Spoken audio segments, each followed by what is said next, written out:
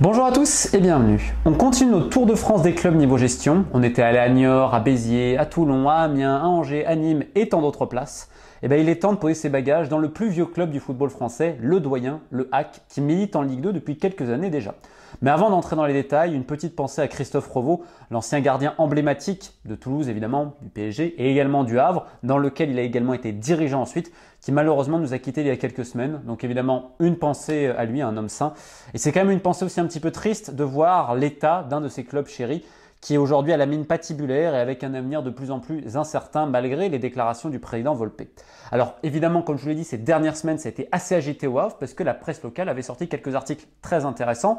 On parlait des volontés de vendre du président, on parle surtout de certains micmacs en interne et la grogne des actionnaires de par la différence entre leurs actions il y a 6 ans et aujourd'hui. Mais on va récapituler et on va revenir donc 6 ans en arrière lorsque Vincent Volpé devient le nouveau propriétaire du Havre.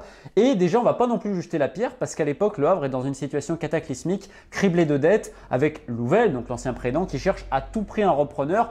Il est allé voir à peu près la terre entière. On se rappelle de ce qui s'était passé, l'épisode avec Christophe Mayol. Et donc arrive Vincent Volpé. Et là, pour sauver le club, donc il arrive, il est OK. Sauf qu'en fait, il va avoir un tour de passe-passe un petit peu et on va demander donc aux actionnaires, puisque le Havre, comme d'autres clubs français, en fait, c'est un actionnariat assez large. Tu as pas mal de petits actionnaires.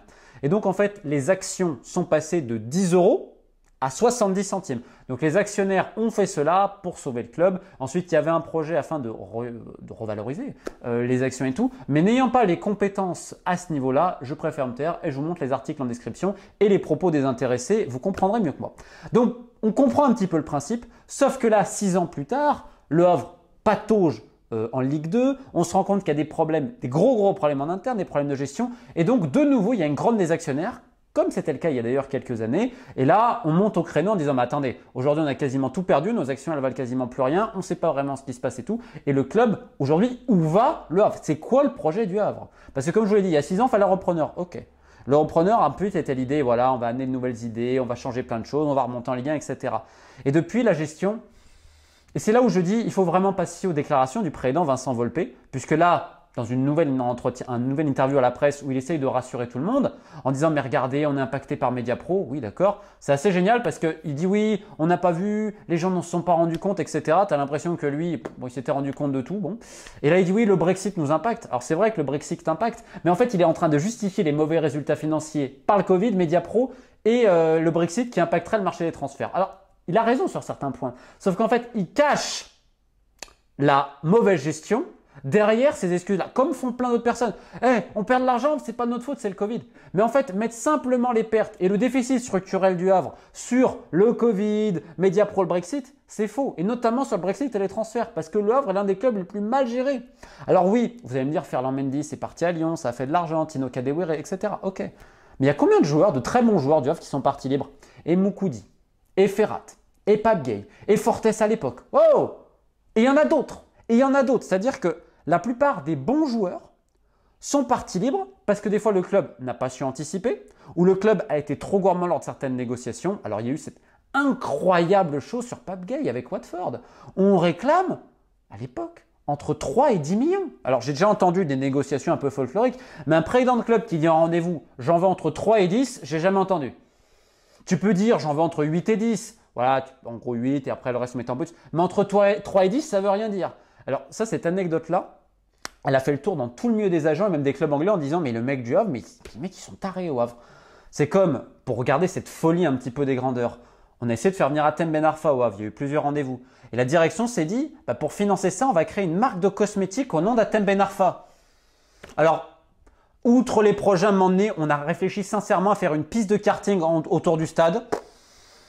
Tu comprends pas trop? Ah mais vous comprenez, on a ouvert une boutique à Broadway aussi. Donc 1872, évidemment, la date de fondation du Havre. Sur du sportswear pour les femmes, etc. Parce que ça peut marcher aux États-Unis, d'accord et tout. Il y a plein de projets comme ça. Mais il est où le foot en fait à un moment donné? Parce que là, on parle cosmétique, on parle karting, on parle vêtements à Broadway. À un moment, est-ce qu'on parle du hack? Non, je sais pas. Est-ce qu'on parle à un moment? Non? Ah bah si, on parle du hack parce que là, on est en train de dégager les recruteurs. C'est-à-dire que, ah oui, parce que dans le grand folklore aussi, on se dit attends, il faut améliorer la fan experience. Donc le club qui est déjà en déficit structurel et qui a déjà des problèmes de sous parce que les joueurs ils partent libres tellement on ne sait pas gérer et on anticipe mal, eh ben qu'est-ce qu'on a fait il n'y a pas longtemps? alors ça avait fait un scandale, c'était avant le Covid, on avait récupéré une boîte de consulting pour améliorer soi-disant la billetterie, etc. Donc ça a été un fiasco monumental, mais t'inquiète pas que les copains, ils ont pris l'argent quand même de la boîte de consulting pour faire une politique tarifaire super chère. En plus, on a demandé à certains abonnés, on les a déplacés, on a fermé des parties du stade. Enfin, ça a été mais un manque de respect pour des abonnés historiques. Alors ça a été un fiasco, finalement on a dit à la boîte en gros, vous barrez. Et donc voilà, mais à aucun moment tu as le mot football. Le sport, football, je sais pas trop.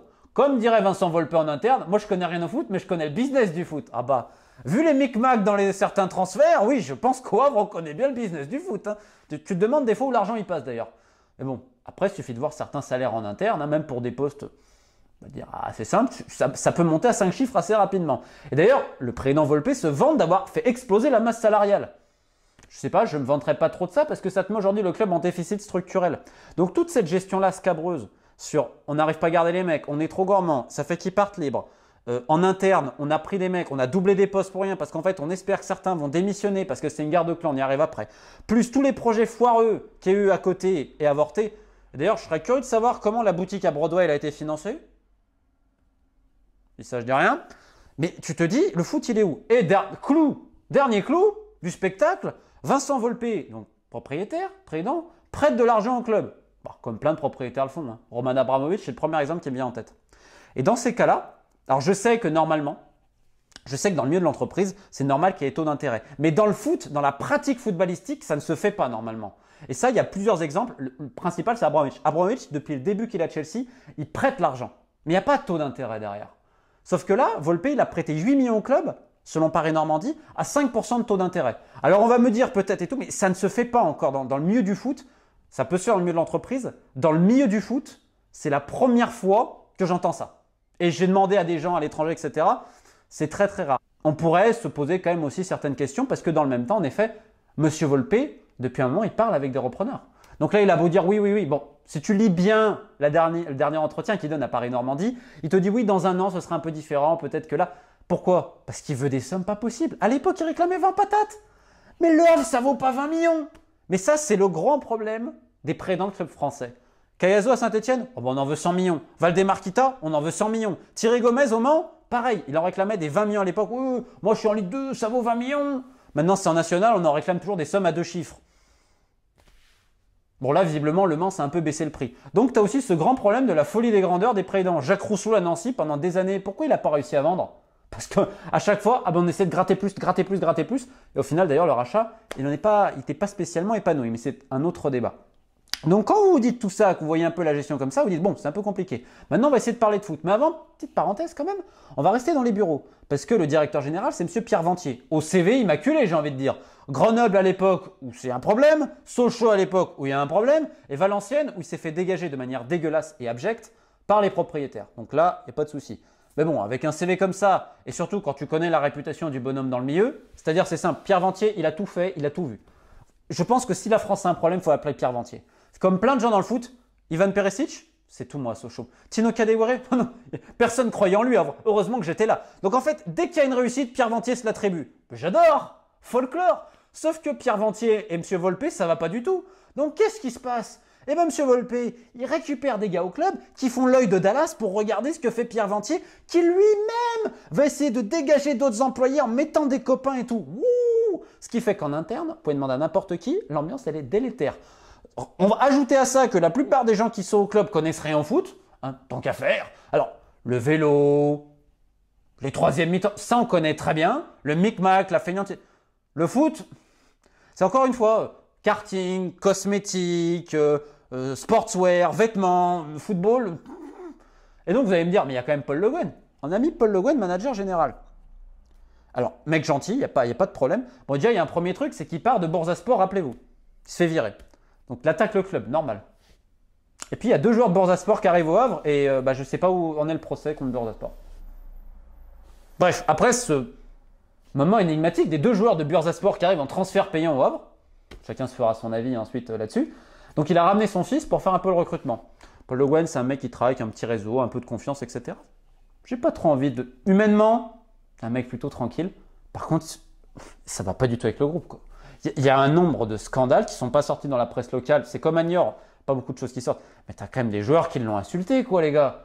Enfin, je veux dire, la plupart des joueurs, ils disent que c'est un touriste, que ça travaille pas. Alors, encore une fois, quand tu vois le contexte du Havre, mieux vaut peut-être un mec un peu tranquille. Mais juste, le truc, ça ne matche pas vraiment, en fait. Alors, est-ce que c'est un écart générationnel?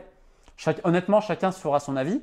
Mais c'est juste qu'avec beaucoup de joueurs, ça ne matche absolument pas. Alors après, tu as la com du club qui va te dire que tout va bien dans le meilleur des mondes, alors qu'à l'interne, c'est Dallas. Hein. Tu as J.R. Ewing qui va commencer à tirer sur son frère Bobby dans pas longtemps, là. Hein. Bon, pour tous ceux, ça vous êtes un peu jeune peut-être, mais bon, ça c'était l'époque de ma grand-mère à qui je donne une petite pensée pour la série Dallas, parce que c'est exactement ça. C'est règlement de compte, c'est un coach qui a aucune emprise sur son groupe, c'est aujourd'hui on est en train de dégager les recruteurs de la préformation au Havre. Non mais c'est lunaire. Le Havre, c'est réputé notamment pour sa formation et le Havre est très fort pour aller récupérer des jeunes également de la région parisienne, etc. Et ces mecs-là, alors je tiens à préciser, je n'ai pas fait cette vidéo en les appelant. Hein, donc n'ayez pas dire dans les clubs que c'est eux qui me fournissent les trucs. Parce que je vais leur rendre un hommage et je le répète, je ne leur ai pas parlé pour ça et je ne les connais pas personnellement. Par contre, ils sont connus à travers toute la France pour bosser comme des chiens à être payés au lance-pierre. Donc dans ce club comme dans quasiment tous les clubs en France, les gens qui sont les garants du sportif, c'est ceux qui sont sous-payés, qui sont surexploités et qu'on n'écoute pas vraiment. Et quand ça marche bien, ce sont d'autres personnes qui s'en retirent les mérites. Et là, le succès du Havre, la pérennité du Havre, ça passe par la formation. Et là, on est en train d'essayer de rompre même carrément cela en disant oui, mais il faut économiser certaines choses. Mais moi déjà, j'économiserai une première chose. Évidemment, tu as la masse salariale sur les joueurs, tu as la masse salariale de mecs dans les bureaux qui sont payés, tu sais pas à quoi faire, avec de très très gros salaires. Je regarderai aussi attentivement les comptes. Et si tu veux encore pire là-dessus, tu as le loyer à donner pour le stade qui en effet est énorme et qui encore est en augmentation. Donc ça, en effet, je comprends le président Volpe quand il dit que c'est pas normal et qu'il faut travailler là-dessus. Mais tu as aussi un autre problème, c'est que c'est la guerre avec la mairie. Non seulement c'est la guerre au club entre tout le monde, mais en plus de ça, tu as le propriétaire, donc les actionnaires qui veulent dégager le propriétaire, la mairie qui veut dégager le propriétaire, avec Édouard Philippe à la baguette. Oh, c'est la guerre des étoiles, le Havre. Le Havre, tu te dis, ça va, c'est calme, c'est comme New York, mais en interne, c'est une pétaudière pas possible. Et là, on essaie évidemment de rassurer tout le monde en disant non, mais on va peut-être rester, ce ne serait pas responsable de vendre, comme si Vincent Volpe en avait quelque chose à cirer. Mais quand tu vois la gestion, et je terminerai là-dessus, toutes les fins de contrat, aujourd'hui tu touches le recrutement, tu touches la formation, les guerres que tu vois en interne, un coach que tu as mis manager général avec plein de pouvoir, où il y a plein d'anecdotes, je vous assure qu'on pourrait faire un livre sur le Havre. Hein. On pourrait notamment parler de certains recrutements qu'on a voulu faire en Europe de l'Est et les raisons pour lesquelles on a voulu le faire. Parce que ça aussi, c'est pas du micmac, c'est juste de l'amateurisme et du folklore. Tu rajoutes à ça le conflit avec la mairie. Tu rajoutes à ça le loyer du stade qui coûte bien trop cher au club. Et là, je soutiens le HAC, en effet, c'est très compliqué. Tu regardes tous les projets foireux sur lesquels on a perdu du temps et tout. Tu regardes le respect qu'on a vis-à-vis des fans. Wow. C'est désolant. On parle du plus vieux club français, d'un club totémique de la Ligue 1 et de la Ligue 2. Et aujourd'hui, il n'y a pas de projet. Et on demande aux actionnaires de remettre la main en pot là quand même. Hein. Financièrement, on essaye de rassurer tout le monde. Mais c'est quand même très compliqué. Donc en effet, la masse salariale va baisser, on va essayer d'assainir. Ok, mais c'est quoi le projet aujourd'hui?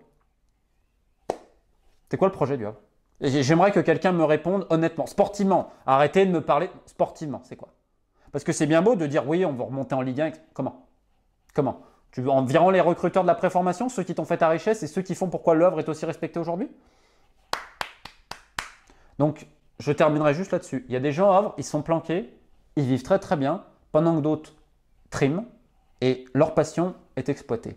Malheureusement, c'est le cas dans plein de clubs. Hein. C'est pour ça que le Tour de France des clubs, il commence un peu à me...